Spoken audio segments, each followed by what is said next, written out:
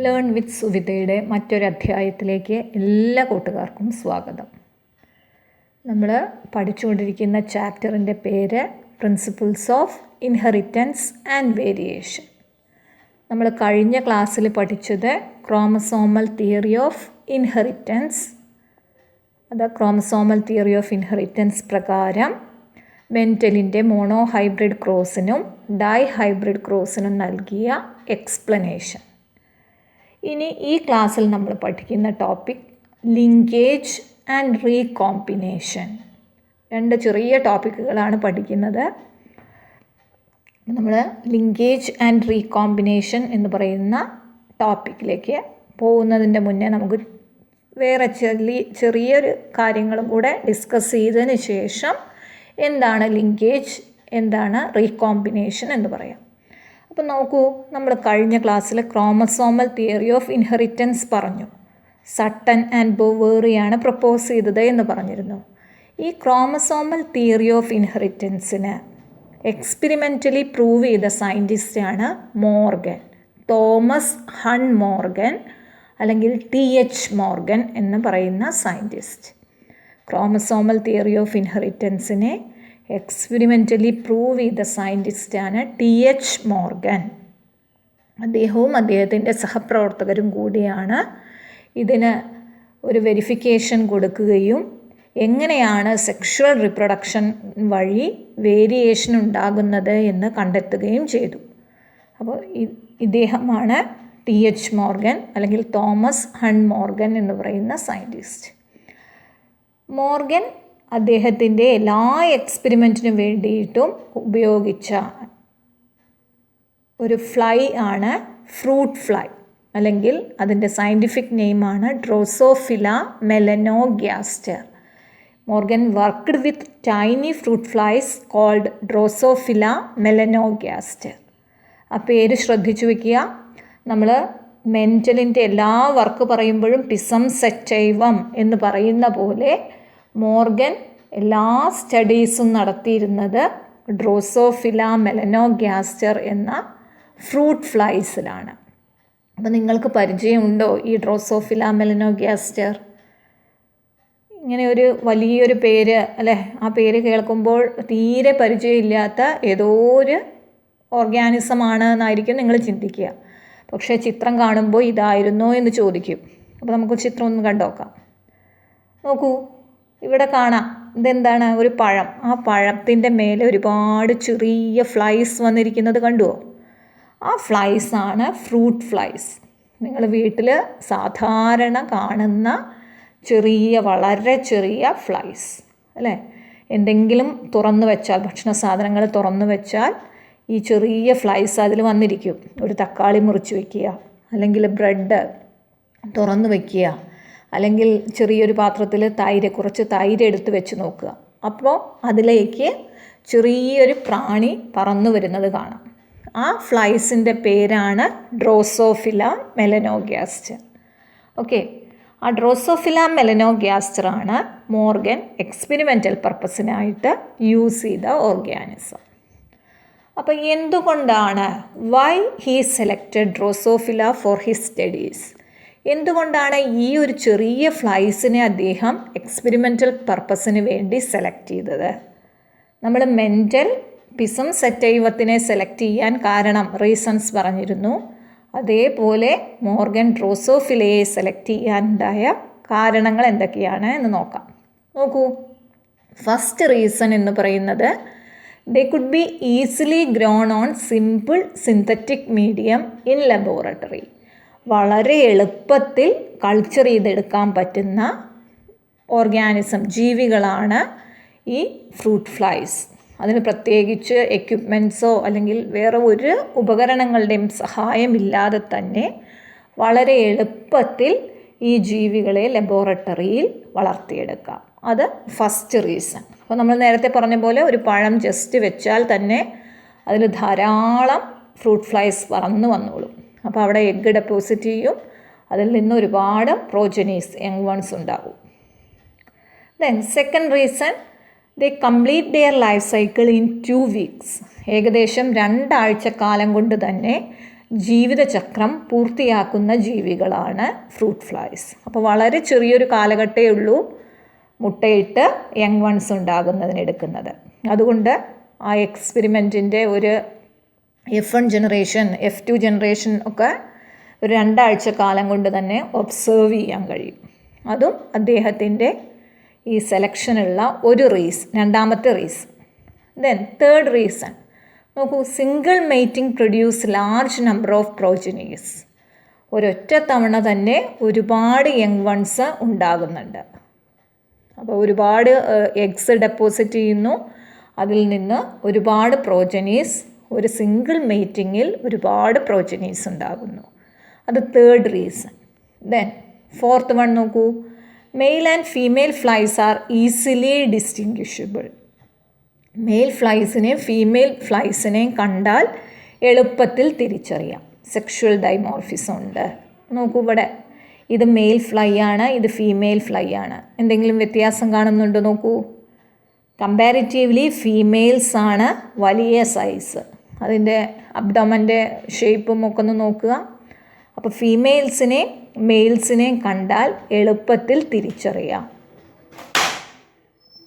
Females ആണ് വലിയ സൈസിലുള്ളത്, males comparatively ചെറുതായിരിക്കും. ദെൻ അഞ്ചാമത്തെ reason, many types of hereditary variations present. Mental നമ്മൾ കോൺട്രാസ്റ്റിംഗ് ക്യാരക്ടർ എന്നൊക്കെ പറയുന്ന പോലെ ഒരുപാട് ഹെറിഡിറ്ററി വേരിയേഷൻസ്, കൈമാറ്റം ചെയ്ത് കിട്ടുന്ന വേരിയേഷൻസ്, ഒരുപാട് വേരിയേഷൻസ് ഈ ഫ്ലൈസ് കാണിച്ചിരുന്നു. നോക്കൂ, ഇവിടെ റെഡ് ഐ കളറാണ്, ബോഡി ബ്രൗൺ ആണ്. വേറൊരു ഡ്രോസോഫിലയിൽ വൈറ്റ് ഐ കളറാണ്, ബോഡി ഏകദേശം യെല്ലോ കളറാണ്. അപ്പോൾ ഇങ്ങനെയുള്ള ഒരുപാട് വേരിയേഷൻസ്, കോൺട്രാസ്റ്റിംഗ് ക്യാരക്ടേഴ്സ് ഈ ഡ്രോസോഫില മെലനോഗ്യാസ്റ്റർ എന്ന് പറയുന്ന ഫ്ലൈ കാണിച്ചിരുന്നു. ഇതെല്ലാമാണ് ഡ്രോസോഫിലയെ അല്ലെങ്കിൽ ഫ്രൂട്ട് ഫ്ലൈസിനെ എക്സ്പെരിമെൻ്റൽ പർപ്പസിന് വേണ്ടി മോർഗൻ സെലക്ട് ചെയ്യാനുള്ള റീസൺസ്. ക്ലിയർ? അപ്പോൾ ഇനി നമുക്ക് അടുത്തത് നോക്കാം, ലിങ്കേജ്. നമ്മുടെ ടോപ്പിക്കിലേക്ക് വരികയാണ്, ലിങ്കേജ് ആൻഡ് റീകോമ്പിനേഷൻ. അപ്പോൾ അത് പറയുന്നതിൻ്റെ മുന്നേ അദ്ദേഹം ചെയ്ത ക്രോസ് എന്താണെന്ന് നോക്കൂ. Morgan carried out dihybrid cross in Drosophila. ഡ്രോസോഫിലയിൽ ഡൈ ഹൈബ്രിഡ് ക്രോസ് നടത്തി. അപ്പോൾ ഡൈ ഹൈബ്രിഡ് ക്രോസ് എന്ന് പറയുമ്പോൾ ഓർക്കുന്നുണ്ടാവും അല്ലേ? 2 pairs of contrasting characters are present. 2 character, അതിൻ്റെ 4 കോൺട്രാസ്റ്റിംഗ് ക്യാരക്ടർ. അപ്പോൾ ഇവിടെ അദ്ദേഹം എടുത്ത ക്യാരക്ടേഴ്സ് എന്തൊക്കെയാ? Body colour and eye colour. Body കളറിൻ്റെ കോൺട്രാസ്റ്റിംഗ് ക്യാരക്ടറാണ് യെല്ലോ ആൻഡ് ബ്രൗൺ. ഐ കളറിൻ്റെ കോൺട്രാസ്റ്റിംഗ് ക്യാരക്ടറാണ് വൈറ്റ് ആൻഡ് റെഡ്. ഓക്കെ, ഇവിടെ ബ്രൗൺ ബോഡി കളർ ഡോമിനൻ്റ് ക്യാരക്ടറാണ്, റെഡ് ഐ കളർ ഡോമിനൻ്റ് ക്യാരക്ടറാണ്. യെല്ലോ ബോഡി കളർ റിസസീവ് ക്യാരക്ടറാണ്, white eye colour also a recessive character. Morgan ഒരു dihybrid cross conduct ചെയ്തു. അതിന് select ചെയ്ത ക്യാരക്ടേഴ്സ് ബോഡി കളർ, അതിൻ്റെ contrasting character yellow and brown. Brown is the dominant character. Then eye colour, contrasting characters red and white. Red is the dominant character. അങ്ങനെ cross ചെയ്ത് അദ്ദേഹം select ചെയ്തത് എന്താ? Yellow bodied white eyed female. Yellow body ഉള്ള white eye ഉള്ള ഫീമെയിലിനെ brown bodied red eyed മെയിലുമായിട്ട് cross ചെയ്തു. അപ്പോൾ ഡൈ ഹൈബ്രിഡ് ക്രോസാണ്. യെല്ലോ കളറും വൈറ്റ് ഐയുള്ള ഫീമെയിൽ ഫ്ലൈസിനെ ബ്രൗൺ ബോഡിയും റെഡ് ഐയുള്ള മെയിൽ ഫ്ലൈയുമായിട്ട് ക്രോസ് ചെയ്തു. മോർഗനും അദ്ദേഹത്തിൻ്റെ കൊളീഗ്സും കണ്ടെത്തിയിരുന്നു എന്ത്? ഈ ബോഡി കളറിനും ഐ കളറിനുമുള്ള ജീൻ എക്സ് ക്രോമസോമിലാണ് ലൊക്കേറ്റ് ചെയ്തിരിക്കുന്നത്. ഐ കളറും ബോഡി കളറിനുമുള്ള ജീൻസ് എക്സ് ക്രോമസോമിലാണ് ലൊക്കേറ്റ് ചെയ്തിരിക്കുന്നത്. ഡ്രോസോഫിലയുടെ ഫീമെയിൽ എന്ന് പറയുന്നത് XX ആണ്. ഡ്രോസോഫില മെയിൽസ് XY ആണ്. ക്ലിയർ? XX ആണ് ഡ്രോസോഫില ഫീമെയിൽസ്, XY ആണ് ഡ്രോസോഫില മെയിൽസ്. അപ്പോൾ നോക്കൂ, എക്സ് ക്രോമസോമിലാണ് ഇത് രണ്ടും സിറ്റുവേറ്റ് ചെയ്തിരിക്കുന്നതെന്ന് പറഞ്ഞു. അപ്പോൾ എക്സ് ക്രോമസോമിൽ എന്തുണ്ട്? ബോഡി കളറിനുള്ള ജീൻ. നമ്മളിവിടെ ബോഡി കളർ ബ്രൗൺ ആണ് അല്ലേ? ബ്രൗൺ ബോഡിയുടെ അല്ലീലായിട്ട് ജീനിനെ റെപ്രസെൻറ്റ് ചെയ്യുന്നത് Y+ എന്നുള്ള സിമ്പൽ ഉപയോഗിച്ച്, അല്ലെങ്കിൽ ആ ലെറ്റർ ഉപയോഗിച്ചിട്ടാണ്. Y, small letter Y, then superscript ആയിട്ട് പ്ലസ് എന്ന് ചെയ്തു. നമ്മൾ നേരത്തെ ക്യാപിറ്റൽ ലെറ്ററാണ് ഡോമിനൻറ്റിന് ഉപയോഗിച്ചിരുന്നത്. ഇവിടെ വ്യത്യാസം എന്ന് പറയുന്നത് സ്മോൾ ലെറ്ററിനോട് കൂടി ഒരു സൂപ്പർസ്ക്രിപ്റ്റ് ആയിട്ട് പ്ലസ് ആഡ് ചെയ്യുന്നതാണ് ഡോമിനൻറ്റ് ക്യാരക്ടർ. അപ്പോൾ Y+ എന്ന് പറയുന്നത് ഏത് ക്യാരക്ടറാണ്? Brown body. ദെൻ W+ എന്ന് പറയുന്നത് എന്താ? W+ എന്ന് പറയുന്നത് red eye. Okay, red eye dominant character, brown body dominant character. അതിൻ്റെ ജീൻ ലൊക്കേറ്റ് ചെയ്തിരിക്കുന്നത് എക്സ് ക്രോമസോമിലാണ്. മെയിലിലെ മറ്റേ ക്രോമസോം Y ആണ്. അതുകൊണ്ട് ഈ രണ്ടിനും Y ക്രോമസോമിൽ അല്ലീൽസ് ഇല്ല. ഓക്കെ, ഇവിടെ ഫീമെയിൽ നോക്കൂ, 2X ക്രോമസോമാണ്. ഫീമെയിലിൻ്റെ ക്യാരക്ടർ എന്താ? ഫീമെയിൽ യെല്ലോ ബോഡിയാണ്. അപ്പോൾ യെല്ലോയ്ക്ക് നമ്മൾ സ്മോൾ y കൊടുത്തു. ഇവിടെ പ്ലസ്സിന് പകരം സ്മോൾ y. റിസസീവ് ആയതുകൊണ്ട് പ്ലസ് ഉപയോഗിക്കുന്നില്ല. ദെൻ വൈറ്റ് ഐന് W കൊടുത്തു. ഇവിടെ റെഡ് ഐക്ക് W+. ഓക്കെ, അപ്പോൾ ഇവിടെ 2X ക്രോമസോമിലായതുകൊണ്ട് രണ്ടിലും എന്തുണ്ട്? YW condition. രണ്ടും എക്സ് ക്രോമസോം ആയതുകൊണ്ട് അത് ഫീമെയിൽ. ക്ലിയർ? ഇനി ഇതിൽ നിന്നുണ്ടാകുന്ന ഗ്യാമീറ്റ് എന്താ? Y+W+, അല്ലേ? എക്സ് ക്രോമസോമിൽ Y+W+ എന്ന് പറയുന്ന ഒരു ഗ്യാമീറ്റും ദെൻ Y ക്രോമസോമുള്ള ഒരു ഗ്യാമീറ്റും. അപ്പം മെയിലിൽ നിന്ന് 2 ടൈപ്പ് ഓഫ് ഗ്യാമീറ്റ് പ്രൊഡ്യൂസ് ചെയ്യുന്നു.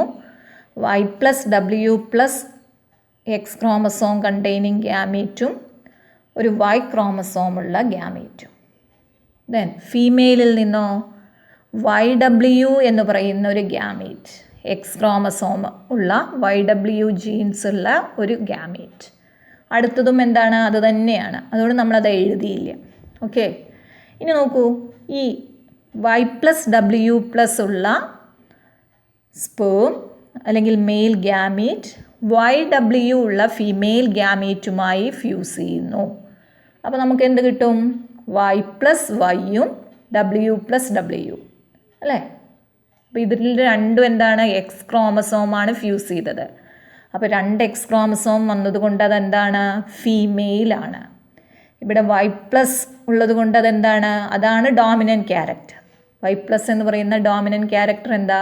Brown body. W+ ഡോമിനൻ്റ് ആയതുകൊണ്ട് അതാണ് എക്സ്പ്രസ് ചെയ്യുക. W+ എന്ന് പറയുന്നത് എന്താ? Red eye. അപ്പോൾ ഇവിടെ ഫീമെയിൽസിന് എന്ത് കിട്ടി? Brown body red eyed females. അതായത് വൈൽഡ് ടൈപ്പ് എന്നാണ് പറയുക. നോർമൽ ഡോമിനൻറ്റ് ക്യാരക്ടർ ഉള്ളത് വൈൽഡ് ടൈപ്പ്. അപ്പോൾ ഇവിടെയും എന്തായിരുന്നു? മെയിലായിരുന്നു വൈൽഡ് ടൈപ്പ്. നമുക്ക് F1 ജനറേഷനിൽ വൈൽഡ് ടൈപ്പ് ഫീമെയിലിനെ കിട്ടി.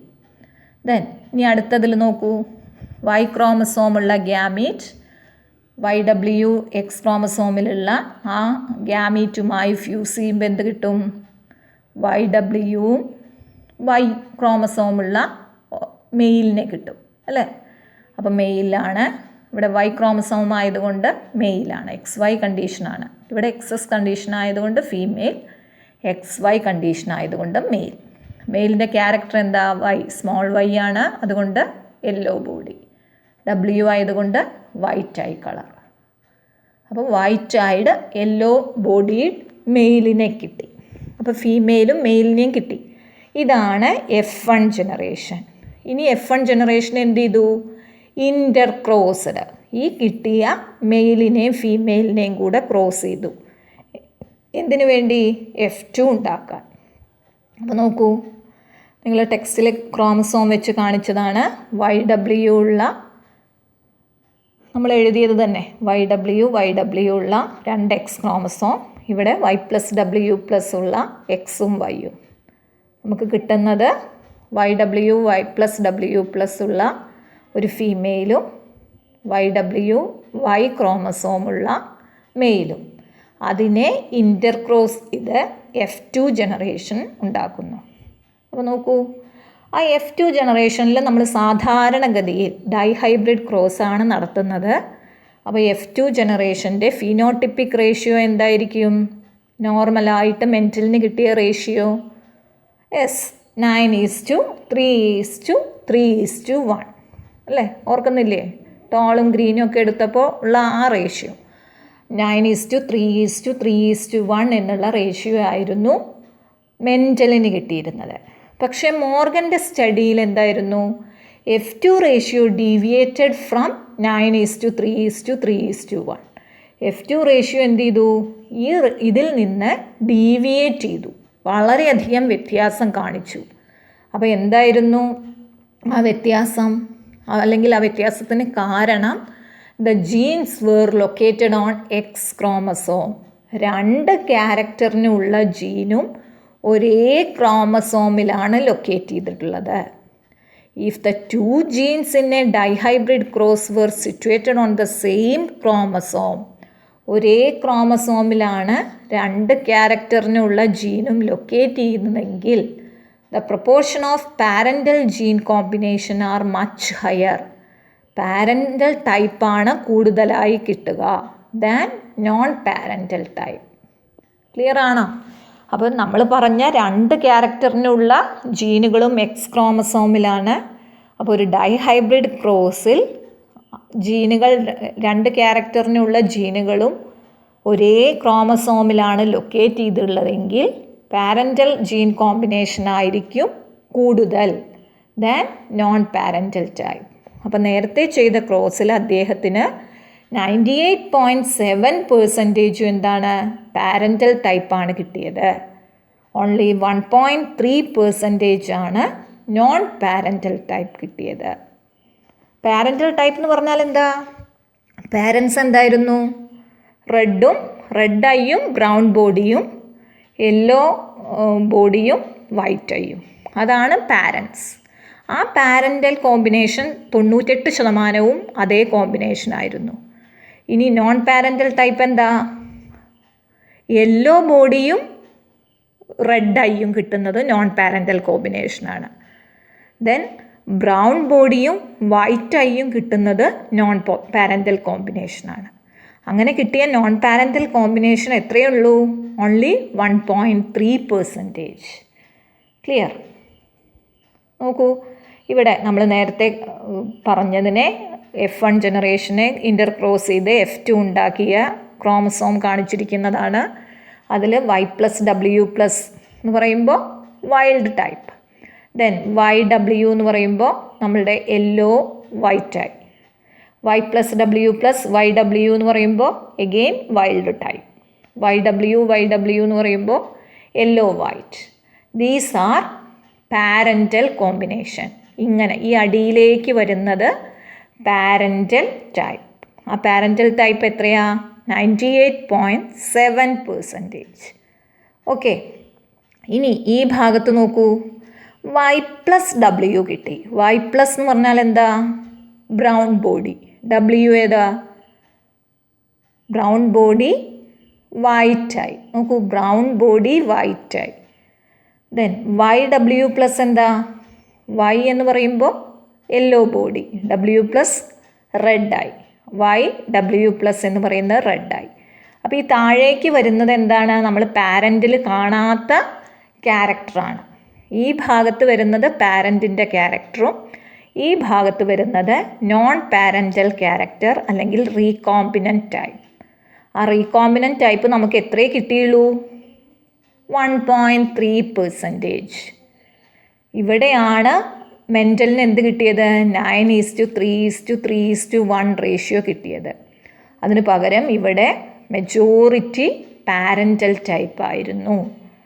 ആ പാരൻ്റൽ ടൈപ്പ് കിട്ടാനുള്ള കാരണം 2 ക്യാരക്ടറിൻ്റെയും ജീനുകൾ ഒരേ ക്രോമസോമിലാണ് ലൊക്കേറ്റ് ചെയ്തത്.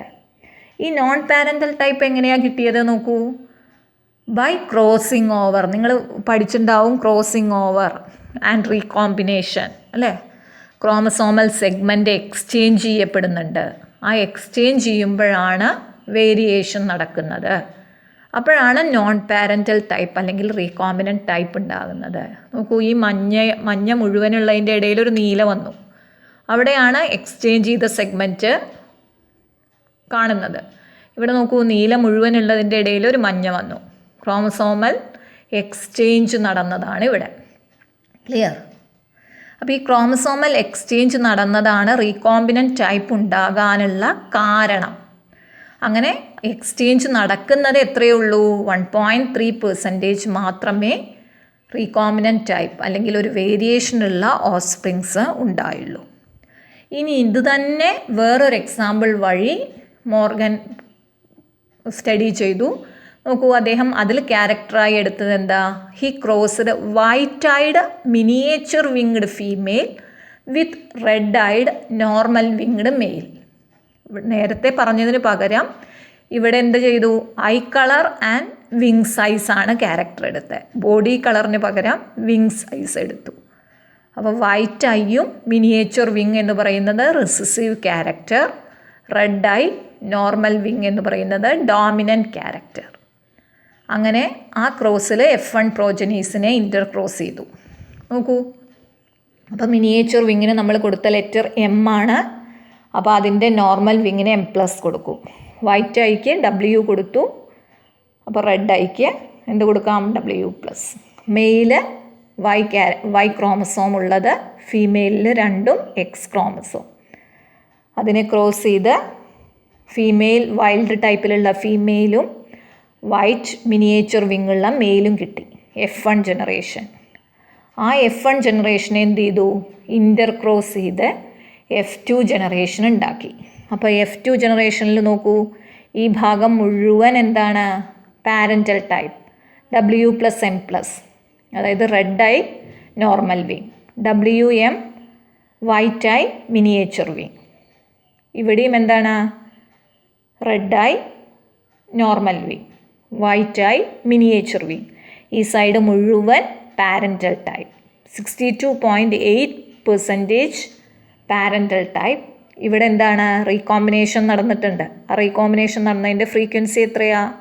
37.2% പുതിയ വേരിയേഷനുള്ള ഓസ്പ്രിങ്സ് ഉണ്ടായി. ക്ലിയർ? അപ്പോൾ നോക്കൂ, the proportion of parental type are 62.8% and non-parental type were 37.2%. നേരത്തെ ഇവിടെ എത്രയായിരുന്നു? പാരൻ്റൽ ടൈപ്പ് 98% ഉണ്ടായിരുന്നു, നോൺ പാരൻ്റൽ ടൈപ്പ് 1.7 ഉള്ളൂ. അപ്പോൾ അതിനേക്കാൾ വളരെ കൂടുതൽ റീകോമ്പിനൻ്റ് ടൈപ്പ് ഇവിടെ കിട്ടിയിട്ടുണ്ട്. അപ്പോൾ അതിൻ്റെ കാരണമായിട്ട് പറയുന്നത് എന്താ? നേരത്തെ നമ്മൾ കണ്ട രണ്ട് ജീൻസുകൾ വളരെ അടുത്തായിരുന്നു ലൊക്കേറ്റ് ചെയ്തിരുന്നത്, അല്ലേ?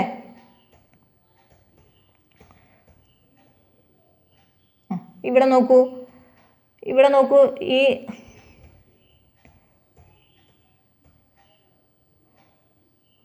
ഇതിൽ നോക്കൂ, Y+W+ൻ്റെ പൊസിഷൻ നോക്കൂ, വളരെ അടുത്താണ് ഇതിൽ ലൊക്കേറ്റ് ചെയ്തിരിക്കുന്നത്. ഇനി നമ്മൾ ഇപ്പോൾ പറഞ്ഞ കേസിലോ WMൻ്റെ പൊസിഷൻ നോക്കൂ, വളരെ അകലെയായിട്ടാണ് മിനിയേച്ചർ വിങ്സിനുള്ള ജീനുകൾ ലൊക്കേറ്റ് ചെയ്തിരിക്കുന്നത്. അപ്പോൾ ഇങ്ങനെ ഡിസ്റ്റൻസ് കൂടുന്നതിനനുസരിച്ച് റീകോമ്പിനേഷൻ അല്ലെങ്കിൽ വേരിയേഷനുള്ള ഓസ്പ്രിങ്സ് ഉണ്ടാകാനുള്ള സാധ്യത കൂടുതലാണ്.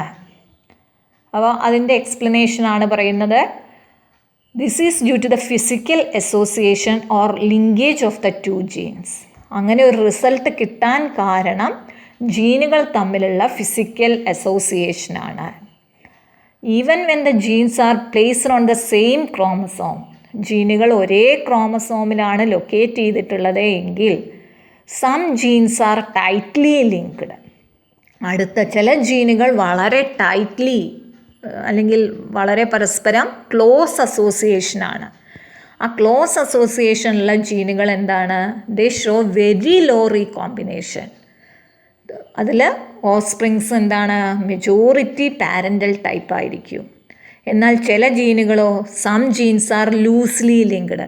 ഡിസ്റ്റൻസ് കൂടുതലാണെങ്കിൽ അവിടെ നോൺ പാരൻ്റൽ ടൈപ്പ് അല്ലെങ്കിൽ റീകോമ്പിനേഷൻ നടന്നിട്ടുള്ള വേരിയൻ്റ് ഓഫ് സ്പ്രിങ്സ് ഉണ്ടാവാനുള്ള സാധ്യത കൂടുതലാണ്. അപ്പോൾ നമ്മുടെ ആദ്യത്തെ കേസിൽ ജീൻസ് ആർ ക്ലോസ്ലി ലൊക്കേറ്റഡ്, അതുകൊണ്ടാണ് അവിടെ പാരൻ്റൽ ടൈപ്പ് 98.7% കിട്ടിയത്. രണ്ടാമത്തെ കേസിൽ ജീൻസിൻ്റെ പ്ലേസ് എന്ന് പറയുന്നത്, ഇവിടെ നോക്കൂ, YW എന്ന് പറയുന്നത് വളരെ അടുത്താണ്. WM മിനിയേച്ചർ വിങ്സിൻ്റെ കേസിൽ ഡിസ്റ്റൻ്റ്ലി ലൊക്കേറ്റഡ് ആണ്. അങ്ങനെ ഡിസ്റ്റൻസ് കൂടുന്നതിനനുസരിച്ച് അസോസിയേഷൻ, ജീനുകൾ തമ്മിലുള്ള ആ ലിങ്കേജ് കുറയുകയും റീകോമ്പിനൻ്റ് ടൈപ്പ് കൂടുകയും ചെയ്യും. രണ്ട് ജീനുകൾ തൊട്ടടുത്താണ് ലൊക്കേറ്റ് ചെയ്തിട്ടുള്ളത് എങ്കിൽ അവിടെ റീകോമ്പിനൻ്റ് വേരിയേഷനുള്ള ഓസ്പ്രിങ്സ് ഉണ്ടാവാനുള്ള സാധ്യത കുറയുന്നു. ഇവിടെ 98.7% പാരൻ്റൽ ടൈപ്പും 1.3% റീകോമ്പിനൻ്റ് ടൈപ്പും. ഇവിടെ ഡിസ്റ്റൻസ് കൂടി, അതുകൊണ്ട് പാരൻ്റൽ ടൈപ്പ് 62.8% ആയി, റീകോമ്പിനൻ്റ് ടൈപ്പ് 37.2% ആയി. അപ്പോൾ ജീനുകളുടെ അതിൻ്റെ ഡിസ്റ്റൻസ് അനുസരിച്ചാണ് റീകോമ്പിനേഷൻ നടക്കാനുള്ള സാധ്യത. ഡിസ്റ്റൻസ് കൂടുന്തോറും റീകോമ്പിനേഷനുള്ള സാധ്യത കൂടുന്നു. അപ്പോൾ ഇതിൽ നിന്ന് എന്താണ് ലിങ്കേജ്, എന്താണ് റീകോമ്പിനേഷൻ? അപ്പോൾ ലിങ്കേജ് എന്ന് പറയുന്നത് it is the physical association between two genes that are located on the same chromosome. നമ്മൾ പറഞ്ഞത് തന്നെയാണ്, ലിങ്കേജ് എന്ന് പറയുന്നത് ജീനുകൾ ഒരേ ക്രോമസോമിലാണ് ജീനുകൾ ലൊക്കേറ്റ് ചെയ്തിട്ടുള്ളത് എങ്കിൽ ആ ജീനുകളുടെ തമ്മിലുള്ള ഫിസിക്കൽ അസോസിയേഷനെ പറയുന്ന പേരാണ് ലിങ്കേജ്. ദെൻ റീകോമ്പിനേഷൻ എന്ന് പറയുന്നത് എന്താ? It is the generation of non parental gene combination. Parental type അല്ലാതെ ഒരു വേരിയേഷൻ, സെക്ഷുവൽ റിപ്രൊഡക്ഷൻ വഴി വേരിയേഷൻ ഉണ്ടാകുന്നതിനുള്ള കാരണമാണ് റീകോമ്പിനേഷൻ. ക്രോമസോമൽ സെഗ്മെൻറ്റ്സ് എക്സ്ചേഞ്ച് ചെയ്ത് അവിടെ ഒരു ന്യൂ സെഗ്മെൻറ്റ് വന്നു ചേരുന്നതാണ് ക്രോസിംഗ് ഓവർ ആൻഡ് റീകോമ്പിനേഷൻ. ആ റീകോമ്പിനേഷനാണ് നോൺ പാരൻ്റൽ ടൈപ്പിന് കാരണമായി പറയുന്നത്. ഓക്കെ, അപ്പോൾ ലിങ്കേജ് എന്ന് പറയുന്നത് ഫിസിക്കൽ അസോസിയേഷനാണ്.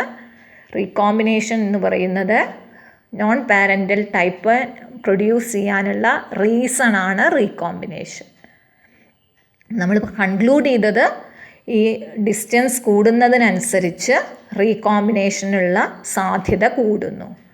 രണ്ട് ജീനുകൾ തൊട്ടടുത്താണെങ്കിൽ റീകോമ്പിനേഷൻ്റെ ഫ്രീക്വൻസി കുറയുന്നു. രണ്ട് ജീനുകളുടെ ഡിസ്റ്റൻസ് കൂടുന്നതിനനുസരിച്ച് നോൺ പാരൻ്റൽ ടൈപ്പ് വേരിയേഷൻ ഉണ്ടാകാനുള്ള സാധ്യത കൂടുന്നു. ക്ലിയർ?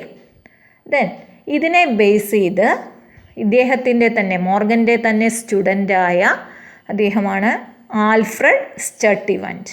ആൽഫ്രഡ് സ്റ്റർട്ടിവൻറ്റ് എന്ന് പറയുന്ന മോർഗൻ്റെ നോടൊപ്പം എന്താ പറയുക, അല്ലെങ്കിൽ മോർഗൻ്റെ ഒരു സ്റ്റുഡൻറ്റ്, മോർഗൻ്റെ സ്റ്റുഡൻ്റായിരുന്ന ആൽഫ്രഡ് സ്റ്റർട്ടിവൻറ്റ് ഈ ഡിസ്റ്റൻസിനെ ബേസ് ചെയ്ത് ജീനിനെ മാപ്പ് ചെയ്തു.